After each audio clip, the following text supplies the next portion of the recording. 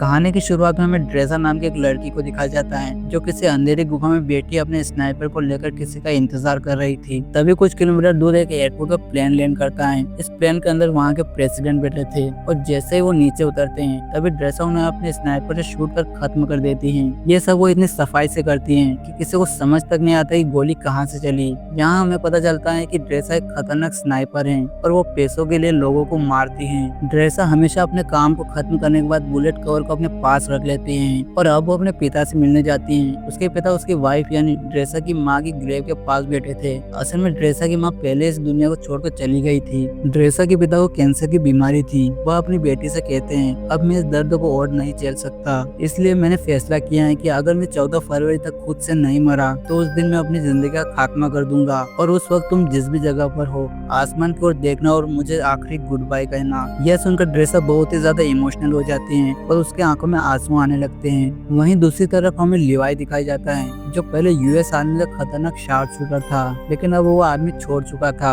वह अक्सर समुद्र के किनारे बैठकर कविताएं लिखता है और अपने बुरे सपनों से परेशान रहता है। एक दिन जब वह समुद्र के किनारे बैठा था तो उसे एक मैसेज आता है जिसमें उसे एक एड्रेस पर आने के लिए कहा गया था। इसके बाद लिवाई उस एड्रेस पर पहुंच जाता है। वहाँ उसके पास एक रहस्यमय औरत आती है जिसका नाम बार्थोलोम्यू है। वो कहती है कि मेरे पास तुम्हारे लिए एक मिशन है। तुम्हें यूएस और रशिया की बॉर्डर पर बने एक टावर पे 1 साल के लिए पहरा देना होगा। बदले में तुम्हें बहुत ही अच्छे खासे पैसे दिए जाएंगे, लेकिन ये एक सीक्रेट मिशन है और इसके बारे में तुम्हें किसी को नहीं बताना है। लिवाई उसकी बात मान जाता है। इसके बाद उसे बेहोश कर दिया जाता है और उसकी आंखें एक प्लेन के अंदर खुलती हैं। वो लोगों से पूछता है हम कहाँ जा रहे हैं, लेकिन कोई भी उसका जवाब नहीं देता। तभी उसके पास कैप्टन आती हैं। वो बताते हैं कि यहाँ से तुम्हें कूदना होगा और पैदल ही तुम्हें अपना सफर तय करना पड़ेगा। 30 किलोमीटर चलने के बाद तुम्हें वो टावर मिल जाएगा जहाँ तुम्हें पहरा देना है। इसके बाद लिवाई को मिशन के लिए हेलीकॉप्टर से एक जगह उतार दिया जाता है। अगले 2 दिन तक पैदल सफर तय करने के बाद आखिरकार वो उस जगह पर पहुंच जाता है। यहाँ उसकी मुलाकात जेडी नाम के एक सोल्जर से होती है। जेडी बताता है कि वह पिछले 1 साल से यहाँ तैनात था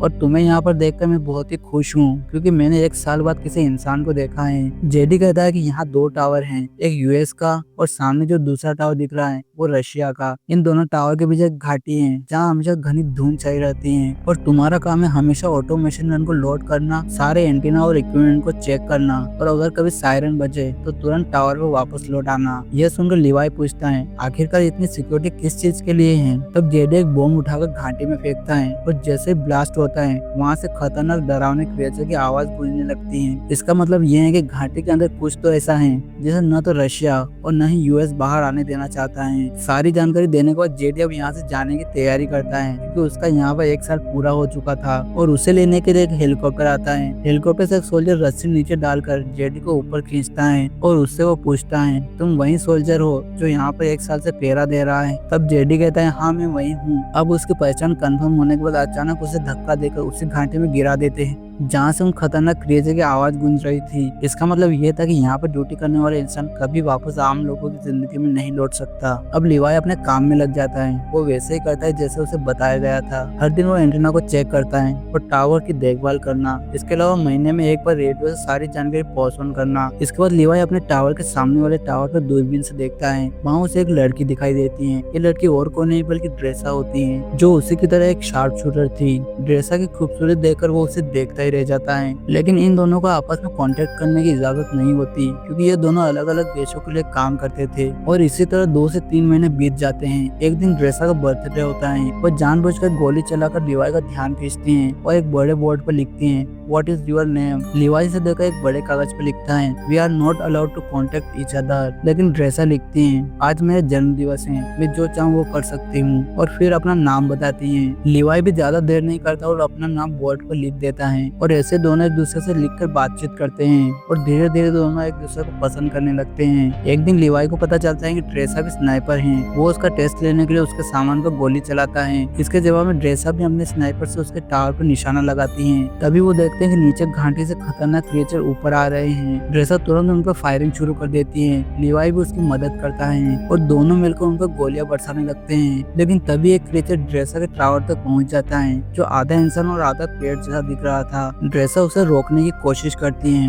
लेकिन कोई असर नहीं होता। तभी लिवाई उस पर निशाना लगाकर उसे खत्म कर देता है और ड्रेसा की जान बचा लेता है। जब सारे क्रिएचर मारे जाते हैं तो ड्रेसा बोर्ड पर लिखती है, ये मेरा अब तक का सबसे बेस्ट बर्थडे है। अगले दिन लिवाई नीचे उतरकर टावर की मशीनें रिपेयर करता है और बेकार सामान घाटी में फेंक देता है। दिन और बीतते जाते हैं। अब दिसंबर का महीना आता है। ठंड बहुत ज्यादा होती है। ड्रेसा बर्फ का एक स्टैचू बनाती है जो बिल्कुल लिवाई जैसा दिखता है। वहीं लिवाई भी अपने टावर पे बर्फ का स्टैचू बनाता है, जिसे वो ड्रेसा मानकर देखता है। कुछ महीने और गुजर जाते हैं और आते हैं 14 फरवरी का दिन। आज ड्रेसा बहुत ही ज्यादा उदास होती है, क्योंकि उसे पता है कि अब तक उसके पिता अपनी जिंदगी का खात्मा कर चुके होंगे। वो बोर्ड पर लिखती हैं, आज मेरी जिंदगी का सबसे मुश्किल दिन है, काश मेरे पास कोई अपना होता। यह पढ़कर लिवाई फैसला करता है कि अब वो किसी भी कीमत पर ड्रेसा से मिलने जाएगा। वह रॉकेट में एक रस्सी को बांधकर दूसरी तरफ फेंकता है, जिसे ड्रेसा एक मजबूत पेड़ से बांध देती है। लिवाई उस तार से लटक कर रस्सी के सहारे दूसरी तरफ पहुंचता है। पहली बार दोनों आमने सामने मिलकर बहुत ही खुश होते हैं। रात को दोनों डिनर पे बैठते हैं और एक दूसरे को अपनी बातें बताते हैं और साथ में डांस करते हैं। धीरे धीरे दोनों एक दूसरे को पसंद करने लगते हैं और ये रात दोनों साथ गुजारते हैं और सारी हदें पार कर देते हैं। अगली सुबह लिवाई अपने टावर पर लौटने के लिए उसी तार से वापस जाने लगता है, लेकिन बीच में उसके रस्सी एक लटकते हुए बम से टकरा जाती है और तेजी से धमाका हो जाता है। धमाके से रस्सी टूट जाती है और लिवाई सीधा घाटी में गिर जाता है। ये देखकर ड्रेसा तुरंत लिवाई को बचाने के लिए हथियार उठाती है और पैराशूट पहनकर बिना कुछ सोचे समझे घाटी में कूद जाती हैं। ड्रेसा जैसे घाटी में कूदती हैं, वह पानी में जाकर गिरती हैं। चारों तरफ पीले रंग की अजीब सी धुंध फैली हुई थी, जो गोर्ज को और भी ज्यादा डरावना बना रही थी। तभी उसकी नजर लिवाई पे पड़ती है, जो एक पेड़ पर उल्टा लटका हुआ था। वो बुरी तरह से फंसा था।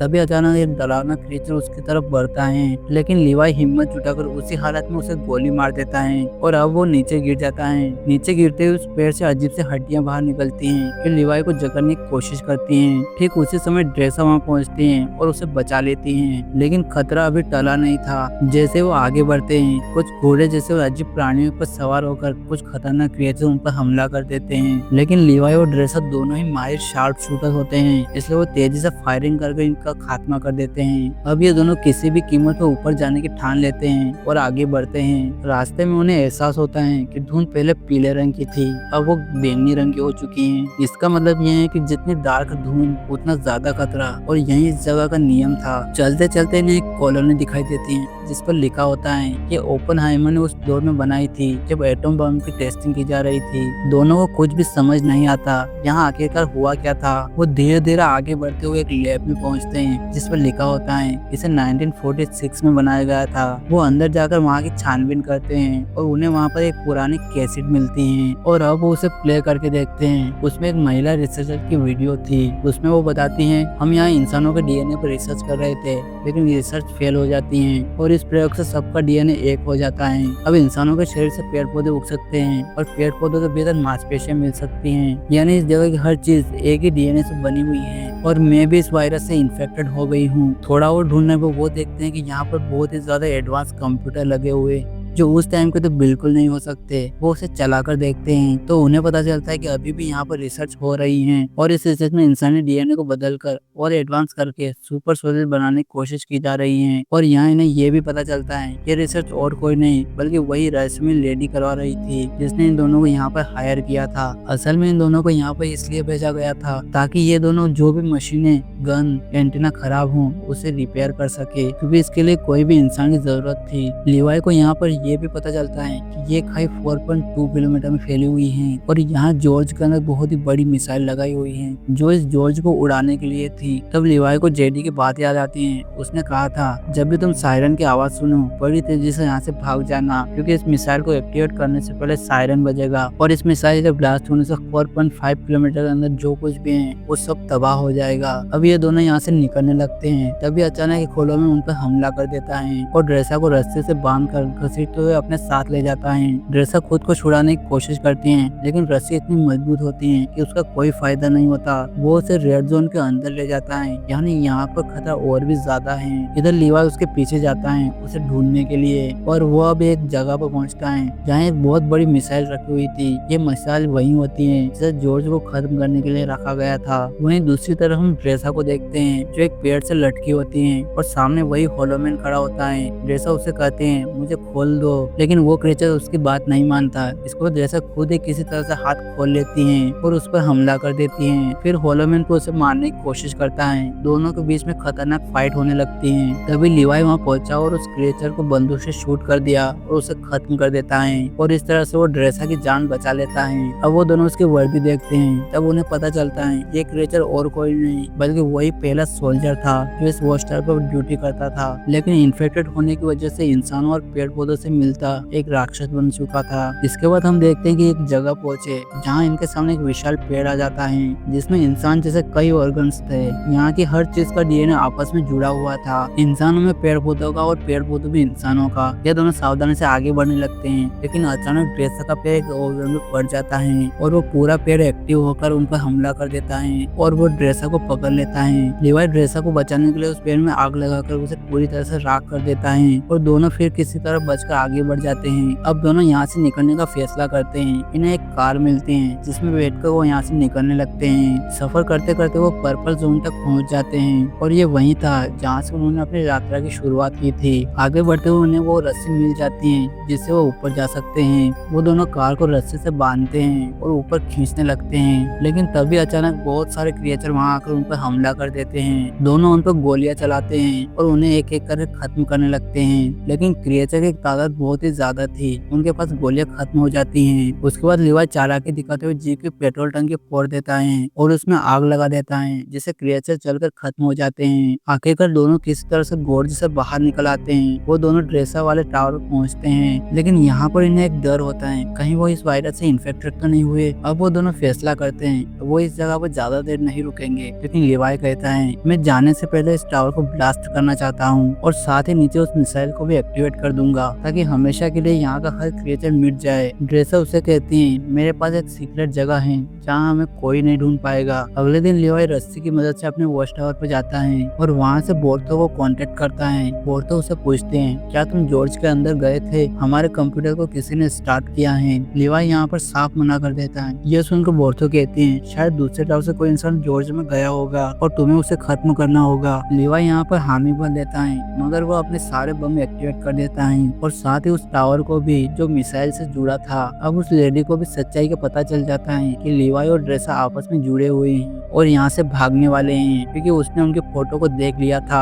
लेकिन वो इस बात को छुपाकर खुद ही अगले दिन हेलीकॉप्टर से जॉर्ज में पहुंच जाती हैं। लीवाई और ड्रेसा जब हेलीकॉप्टर को देखते हैं तो समझ जाते हैं कि वो इन्हें यहाँ पर मारने आई है, इसलिए दोनों तुरंत जंगल की तरफ भाग निकलते हैं। लीवाई को पता था कि 4.5 किलोमीटर पार करने के बाद यह खाई आपस में मिल जाएगी और वहाँ दोनों एक दूसरे से मिल जाएंगे। वो लेडी लीवाई के पीछे ड्रोन्स भेजते हैं उसे मारने के लिए। ड्रोन्स लीवाई पर हमला करते हैं, वो उनसे बचकर भाग जाता है। इधर ड्रेसा बहुत ही आगे निकल चुकी थी। लीवाई अब उस टावर तक पहुँचता है जिसे ब्लास्ट करने से नीचे की मिसाइल एक्टिवेट हो जाएगी और वो अपनी जिंदगी का सबसे बड़ा निशाना लगाता है। गोली इसका टारगेट को लगती है और टावर ब्लास्ट हो जाता है। इसके बाद वहाँ पर अलार्म बजने लगता है। इसका मतलब ये था कि मिसाइल एक्टिवेट हो गई है, यानी अगले 2 मिनट में ये पूरी जगह खुद ब खुद डिस्ट्रॉय हो जाएगी। बहुतों को भी ये बात मालूम थी, इसलिए वो हेलीकॉप्टर से भागने लगती हैं। लेकिन ठीक 2 मिनट के बाद गोर्ज के अंदर रखी मिसाइल ब्लास्ट हो जाती है। इतना बड़ा धमाका होता है कि सारी घाटी उसके वहाँ मौजूद क्रिएचर राख में बदल जाते हैं और मिस्टीरियस लेडी भी सारे सोल्जर कर उसी ब्लास्ट में मर जाती हैं। लेकिन लीवाई अब भी उस मिसाइल के रेडियस में था, उसका पैर घायल था, वो भाग नहीं सकता था। अपने आप को बचाने के लिए वो एक झरने से नीचे कूद जाता है, जबकि ड्रेसा किसी तरह से बच जाती हैं। वो एक गुफा में होती हैं। वो 5 दिन तक उसी गुफा में इंतजार करती हैं और इसके अलावा वो जॉर्ज के अंदर गई थी और शायद वो उस वायरस से इन्फेक्टेड हो गई, क्योंकि वायरस का असर 5 दिन में पता लगता है। इसके बाद वो अपने आप को 5 दिन के बाद सुरक्षित पाती हैं और वो उस गुफा से बाहर आ जाती हैं। ड्रेसा इस जगह पर बैठकर लीवाई का इंतजार करने लगती हैं। दिन पर दिन बीतते जाते हैं, लेकिन लीवाई का कोई भी अता पता नहीं मिलता।